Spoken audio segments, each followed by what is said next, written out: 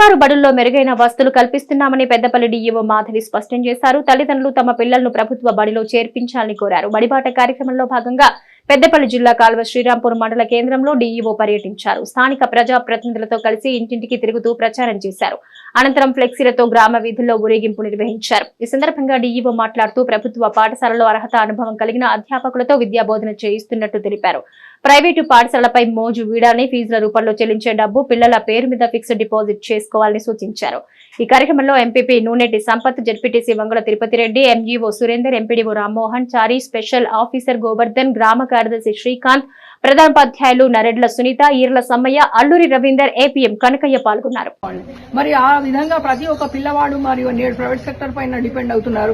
100% ఇలా చదువుకోగానే అలా కాగానే సాఫ్ట్వేర్ వెళ్తున్నారు. సాఫ్ట్వేర్ అనగానే ఇక్కడ ఉన్న వాళ్ళు ఉంటున్నారు, లేకపోతే ఇక్కడ సాఫ్ట్వేర్ ఉద్యోగాలు లేవని ఏ యూఎస్ అదర్ స్టేట్స్ కి వెళ్ళిపోతున్నారు. దాని ద్వారా ఏమవుతున్నారంటే దాని యొక్క ఎఫెక్ట్ అంతా కూడా పిల్లలు బయట ఉండడం వల్ల ఓల్డ్ ఏజ్ పేరెంట్స్ పైన కూడా పడుతుంది. వాళ్ళని చూసుకునే వాళ్ళు కూడా లేకపోవడం వల్లనే మనకి ఇప్పుడు హాస్టల్స్ ఎట్లాగైతే ఉన్నాయో, పిల్లల్ని ఉంచడానికి ఎట్లా హాస్టళ్లలో ఉంచి చదివిస్తున్నామో, ఒక ఏజ్ వచ్చిన తర్వాత, సర్టన్ ఏజ్ వచ్చిన తర్వాత పిల్లలందరూ ఎడ్యుకేషన్ లో స్టేట్స్ కి వెళ్లిపోయిన తర్వాత వాళ్ళ పేరెంట్సే మళ్ళా వృద్ధాశ్రమంలో ఉండాల్సిన పరిస్థితి ఏర్పడుతుంది. అలా కాకుండా ఉండాలంటే మరి ప్రతి ఒక్క పేరెంట్ అవేర్నెస్ కల్పియండి.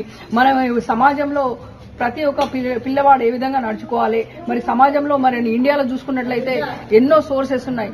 ఇవన్నీ కూడా ప్రతి ఒక్క వ్యక్తి చక్కగా నేర్చుకుని ఇందులో డెవలప్ అయినట్లయితే 100% స్టేట్స్ కన్నా మన దగ్గరనే డబ్బులు ఎక్కువ వచ్చే ఆస్కారం ఉంటుంది.